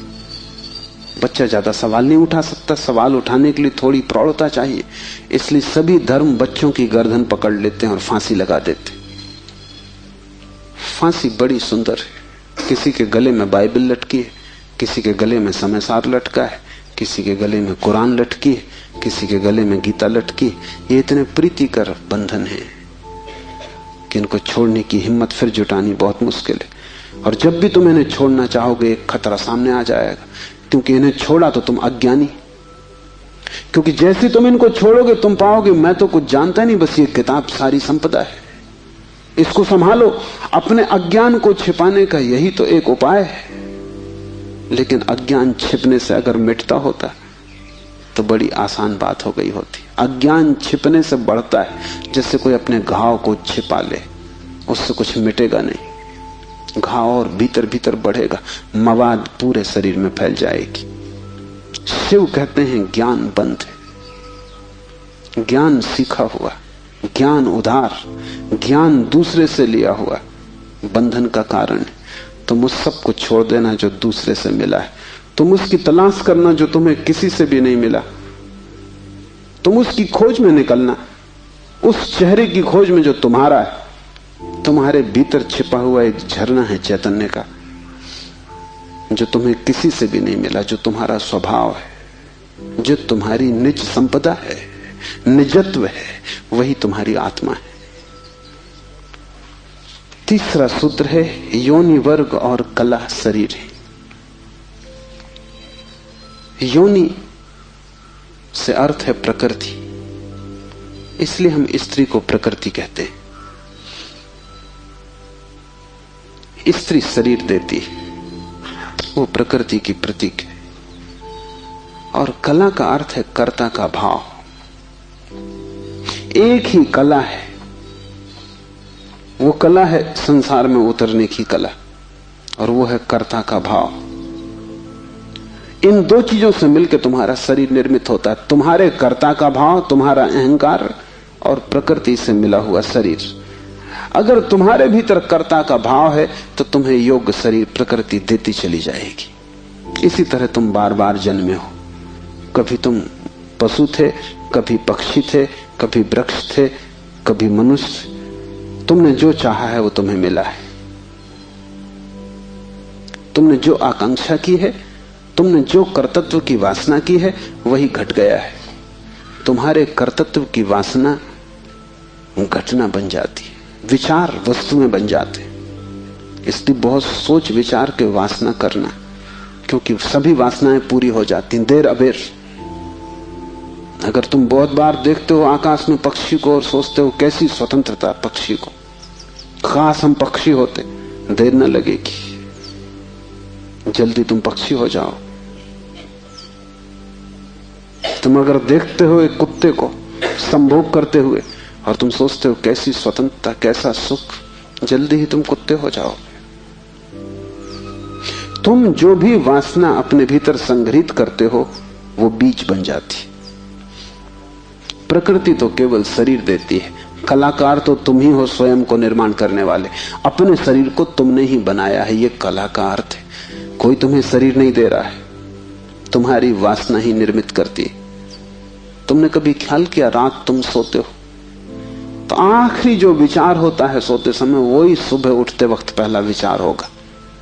रात भर तुम सोए रहे, वो बीज की तरह विचार भीतर पड़ा रहा, जो अंतिम था वो सुबह प्रथम होगा। तुम मरोगे इस शरीर से, आखिरी मरते क्षण में तुम्हारे सारे जीवन की वासना संग्रहित होकर बीज बन जाएगी। वही बीज नया गर्भ बन जाएगा। जहां से तुम मिटे वहीं से तुम फिर शुरू हो जाओगे। तुम जो भी हो ये तुम्हारा ही कृत्य है, किसी दूसरे को दोष मत देना। यहां कोई दूसरा है भी नहीं जिसको दोष दिया जा सके। ये तुम्हारे ही कर्मों का संचित फल है। तुम जो भी हो, सुंदर कुरूप, दुखी सुखी, स्त्री पुरुष, तुम जो भी हो, ये तुम्हारे ही कृत्यों का फल है। तुम ही हो कलाकार अपने जीवन के। मत कहना कि भाग्य ने बनाया है, क्योंकि वो धोखा है। उस भांति तुम जिम्मेवारी किसी और पर टाल रहे हो। मत कहना कि परमात्मा ने भेजा है। तुम परमात्मा पर जिम्मेदारी मत डालना, क्योंकि ये तरकीब है खुद के दायित्व से बचने की। इस कारागृह में तुम अपने ही कारण हो। जो व्यक्ति इस बात को ठीक से समझ लेता है कि अपने ही कारण में यहां हूं, उसके जीवन में क्रांति शुरू हो जाती। शिव कह रहे हैं योनि वर्ग और कला शरीर है। प्रकृति तो सिर्फ योनि है, वो तो सिर्फ गर्भ है। तुम्हारा अहंकार उस योनि में बीज बनता है। तुम्हारे कर्तृत्व का भाव कि मैं ये करूं, मैं ये पाऊं, मैं ये हो जाऊं, उसमें बीज बनता है। और जहां भी तुम्हारे कर्तृत्व की कला और प्रकृति की योनि का मिलन होता है, शरीर निर्मित हो जाता है। इसलिए बुद्ध पुरुष कहते हैं सभी वासनाओं को छोड़ दो, तभी तुम मुक्त हो सकोगे। तुमने अगर स्वर्ग की वासना की तो तुम देवता हो जाओगे, लेकिन वो भी मुक्ति ना होगी, क्योंकि वासनाओं से कभी भी अशरीर की स्थिति पैदा नहीं होती। सभी वासनाओं से शरीर निर्मित होते हैं। जब तक तुम निर्वासना को उपलब्ध नहीं हो, जब तक तृष्णा तुमने पूरी ही नहीं छोड़ दी, तब तक तुम नए शरीरों में भटकते रहोगे। और शरीर के ढंग अलग हों, शरीर की मौलिक स्थिति एक ही जैसी है। शरीर के दुख समान है, चाहे पक्षी का शरीर हो चाहे आदमी का शरीर हो, दुखों में कोई भेद नहीं है। क्योंकि मौलिक दुख है आत्मा का शरीर में बंध जाना। मौलिक दुख है कारागृह में प्रविष्ट हो जाना। फिर कारागृह की दीवारें वर्तुलाकार हैं कि त्रिकोण हैं कि चौकोन हैं, उससे कोई हल नहीं होता, उससे कुछ फर्क नहीं पड़ता है। तुम भला सोचते हो फर्क पड़ता है। एक मेरे मित्र हैं, ड्राइंग के शिक्षक हैं, उन्हें जेल हो गई। लौटे 3 साल बाद तो मैंने उनसे पूछा कैसे रहे दिन, कैसे कटे दिन। उन्होंने कहा और तो सब ठीक था, लेकिन मेरी कोठरी के कोने 90 कोण के नहीं थे।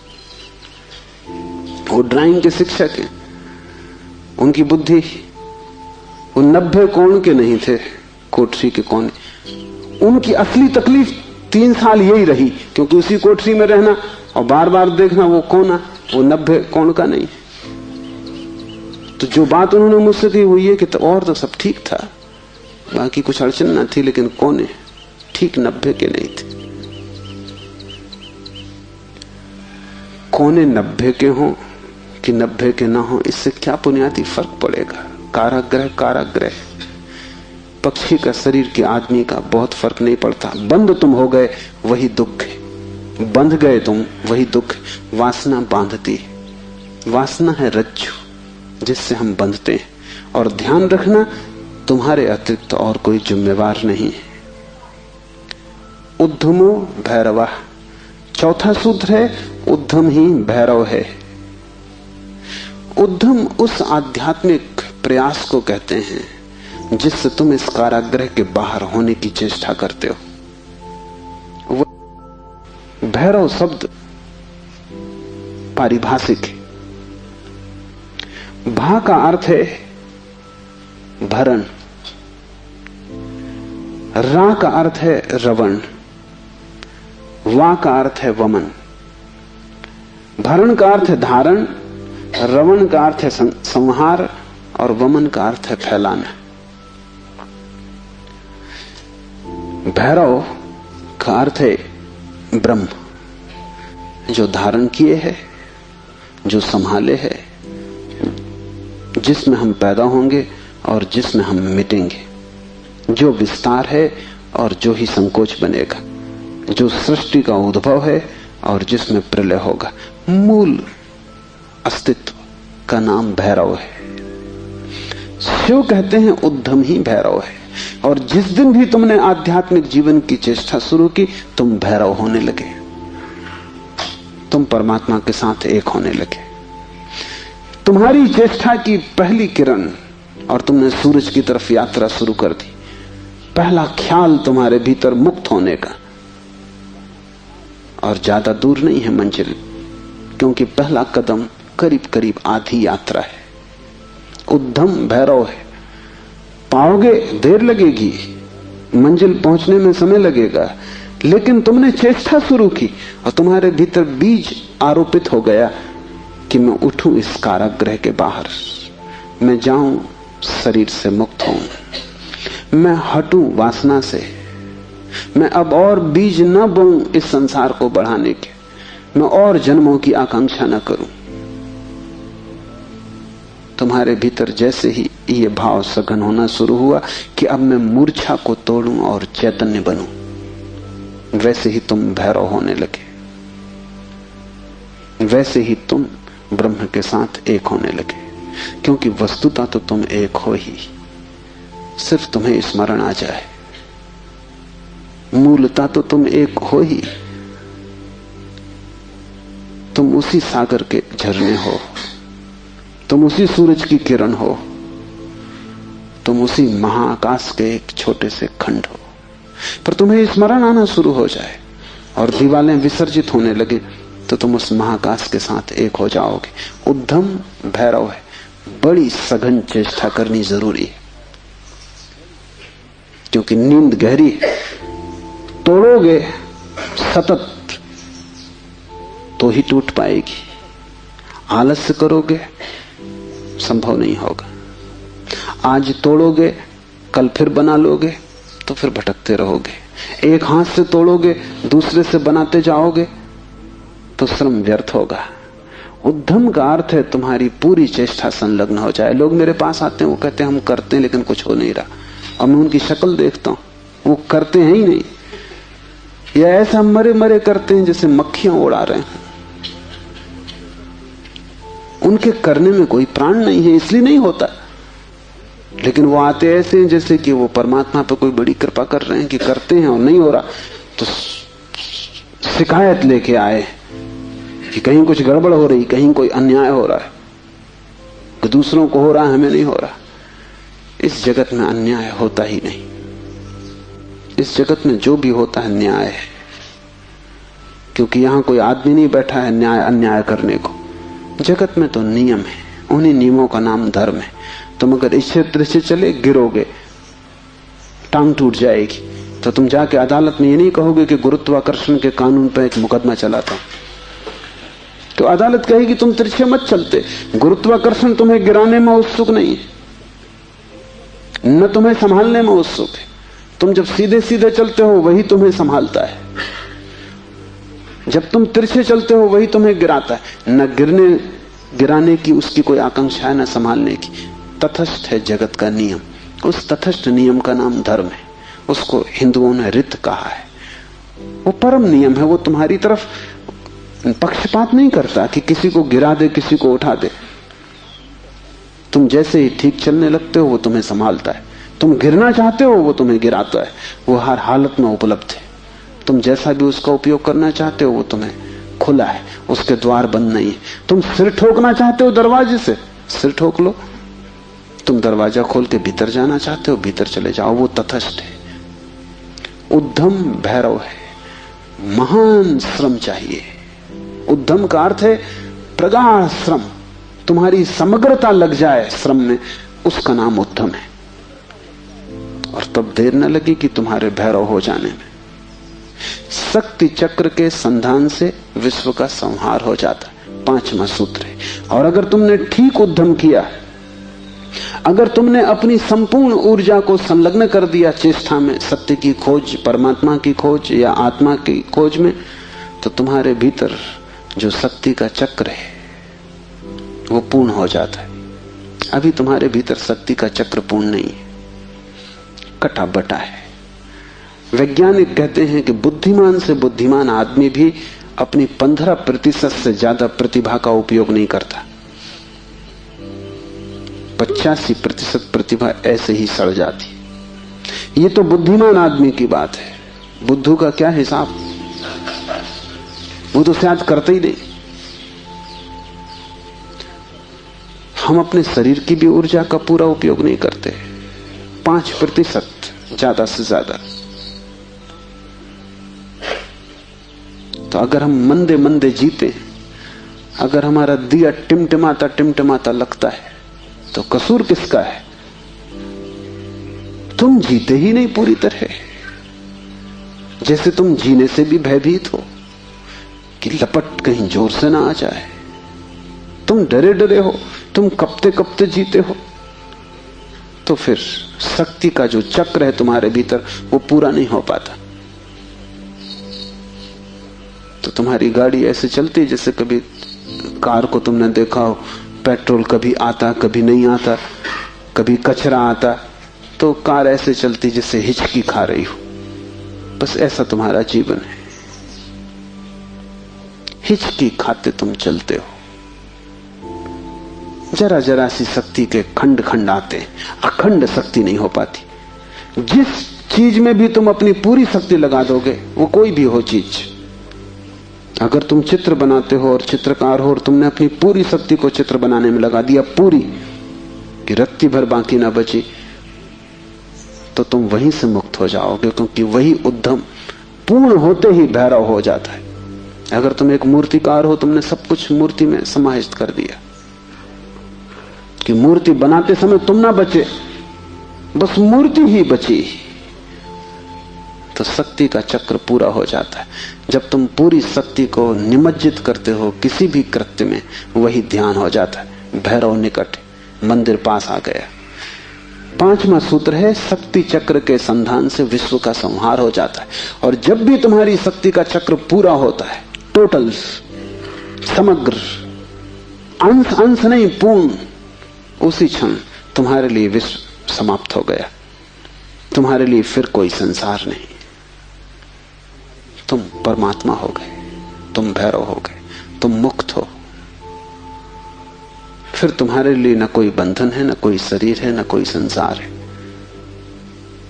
पूर्ण शक्ति का प्रयोग स्मरण रखना।